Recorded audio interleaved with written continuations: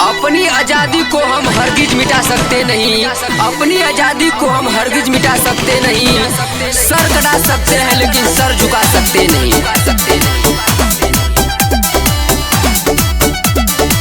जय हिंद के नारा लगावत चलीला, चीन पाकिस्तान नहीं केहू से डरीला, चीन पाकिस्तान नहीं केहू से डरीला। जय हिंद के नारा लगावत चलीला, चीन पाकिस्तान नहीं केहू से डरीला। जहिया माथा में हमारा घुस जाई रे,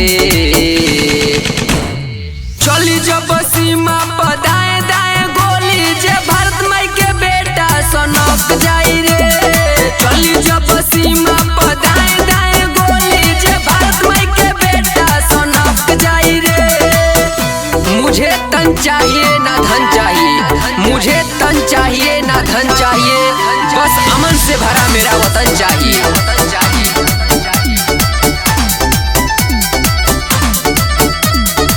भारत के लाल हैं यही से बसान रे, ढेर जदी बोलबे त ले ले हम जान रे, ढेर जदी बोलबे त ले ले हम जान रे। इहाँ त बच्चा बच्चा में बा जुनून रे, भरल बा भारत माइये के खून रे। जब छाती पर झंडा तोरा गड़ जाई रे,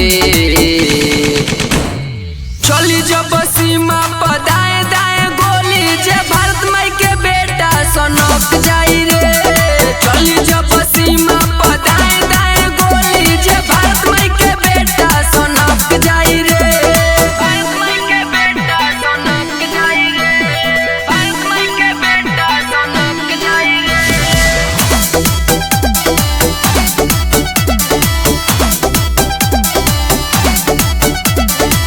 नेता सुभाष चंद्र बोस, बापू गांधी, इहे लोग मिल के करैले आजादी, इहे लोग मिल के करैले आजादी। गोविंद मनीष के इहे अरमान रे, देशवा के खातिर अरविंद दे दी है जान रे।